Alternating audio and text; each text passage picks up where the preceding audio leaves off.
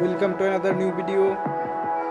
In this video you will see how to fix WhatsApp status error problem.